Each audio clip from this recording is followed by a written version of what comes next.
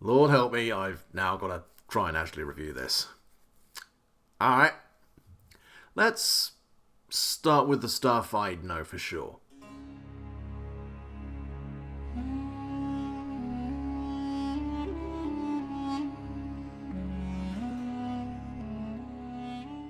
Abo Hadeed is a third-person action game from Egyptian studio Khayal Interactive Entertainment back in 2007, who developed and published the game themselves. According to the game's official site, which is still live as of now, Abo Hadeed is a game in which the protagonist struggles against various criminal groups in various Egyptian scenes and discovers a lot of staggering revelations. I can happily confirm that description is absolutely accurate. Where we get into slightly murkier waters is Abo Hadeed, the film. See, a little birdie brought to my attention that Abo Hadeed is in fact a game tie-in to a film that came out not long before the game did, but when I looked into this further, all I found was a film from the 1950s called Abo Hadeed, or Cairo Station, or The Iron Gate, a dark near-realist drama that's absolutely not got anything to do with the game.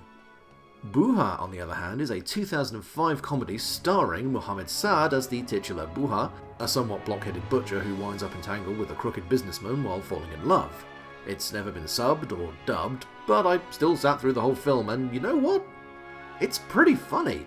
Sure, there's some absolutely out-of-nowhere violence and scenes that really only exist to let Buha horribly mutilate an animal. I'm not kidding. There's a point where he goes into a family's house, I think to slaughter a sheep? Or a goat? Only he skins it while it's alive. Like, you can hear it bleating, that's the joke. I mean, what the fuck? Anyway, I'm running off track. As far as I can tell, Buha is the film that Abo Hadeed is based on, although given how the game goes on to play out, we're putting based in some real serious quotation marks. It begins with some dialogue lifted directly from the film. I do very much mean literally, as you can hear ambient noise and music in the original film in the dialogue as it's spoken. Don't worry, they quickly replace it with horribly crunchy homemade audio that sounds like it was recorded with a Nokia 3310 that'd been thrown down several flights of stairs. Then they give up on that and just loop one line of dialogue for the last hour of the game. I presume because that makes sure the subtitles stay on screen long enough to let people actually read them. Graphically, yeah. Abo Hadeed very much looks like a game made by a studio that hadn't made anything beforehand and doesn't seem to have made anything since. It runs in 1080p at a pleasantly smooth frame rate, which, all things considered, could have been a hell of a lot worse, but the game itself teeters along the thin edge of passable over the great gaping chasm of oh god my fucking eyes. I can't fault what the game goes for in terms of design, flitting from inner cities to ancient Egyptian temples, mountaintop terrorist hideouts, and, well, we'll not spoil that bit yet. I love any game that's ambitious with where it wants to go and what it wants to do, but nothing can disguise the fact that Abo Hadeed is back of your scrotum ugly. It especially doesn't help when some parts of the game audio are much, much louder than everything else, especially when it happens every time you start a level. The levels themselves are often simple, short, and weirdly well-balanced action fare. Buha begins each level with just his spit. Lovely. But quickly lays his hands on a rapidly expanding arsenal of weapons ranging from canes and slingshots to submachine guns and rocket launchers among others. It's fairly competently put together in the action department, with enemies not being absurdly tough, but capable of spanking you pretty quickly if you're not careful. Your standard mooks, dogs, and, women all just rush you with whatever's to hand, which is fair enough, but as you progress through each level, ranged weapons mix things up a little. Squads of kids with slingshots, which, yes, I can shoot in the face with a shotgun if I want, fuck you Fallout 3. Thugs with shotguns, and terrorists with assault rifles and bazookas all add a little extra spice to proceedings without being bullshit hit scan artists. In fact, it's worth mentioning that the game renders each physical projectile rather than relying on hit scanning. As a plus, this adds a bit of genuine physicality to the gameplay, as you find yourself actually capable of dodging salvos of bullets tearing your way, rather than simply soaking inevitable damage. Unfortunately, this also allows me to watch as my shotgun spread of 3 pellets traces a perfect arc around the thing I'm trying to hit. Although it also means I can watch as my slingshot launches a stone in a perfectly flat trajectory several hundred meters directly into a distant enemy's head. It's beautiful. Rebellion, next Sniper Elite game, please add this. I'll be very happy. Beyond the combat, there's not a whole lot to Abo Hadeed besides some pretty simplistic A to B level design spiced up with the occasional fetch quest or chain gun donkey ride.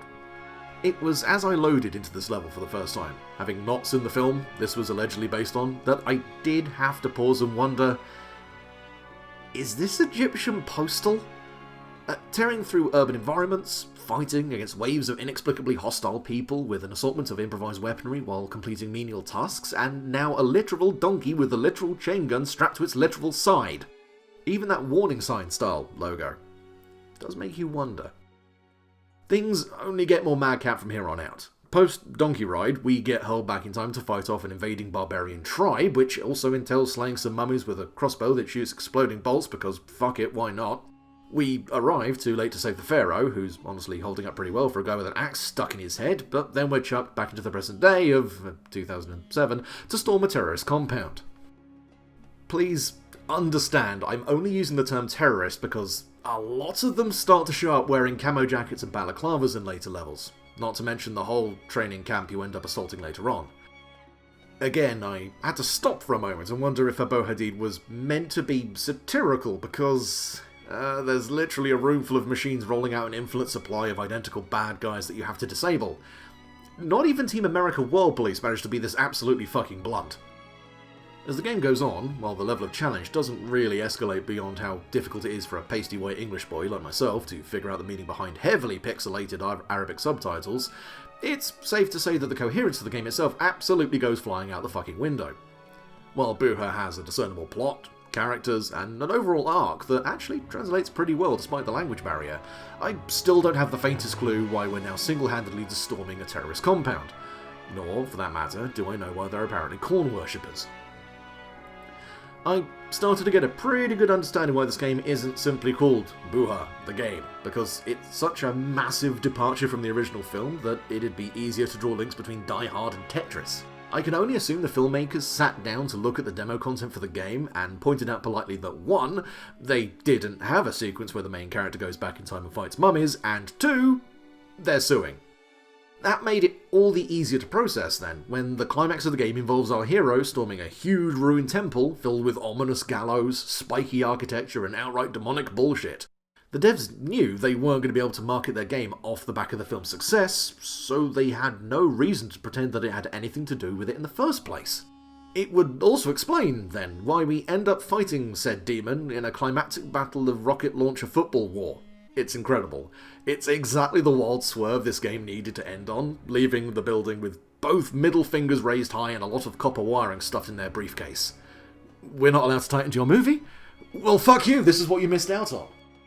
Either someone sat down and planned this climax beforehand, in which case they absolutely knew full well they had stopped trying to adapt their source material and were just going off on a mad tangent, or they got the bad news, needed to ship the title somehow, and went, alright, what assets haven't we used yet? Football stadium?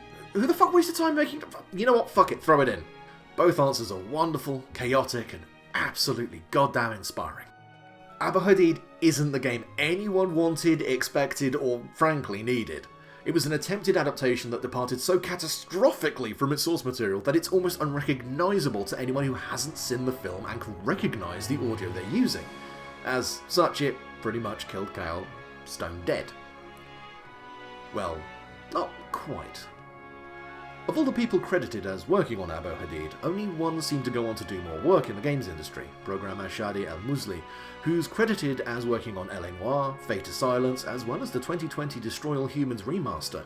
I'm not sure if he thinks well of this game or not, but hey, Shadi, I liked it. You did good. Could I recommend this game to the casual player? Maybe? It's not exactly simple to get up and running. It took me far too long to get the game to actually load all its levels, not to mention that, again, it's not translated into English. That being said, if you're willing to brave the language barrier and try it out for yourself, you can find Abo Hadeed, along with many other titles, at all good abandonware sites. Anyway, that's enough from me. I'll catch you later. Take care.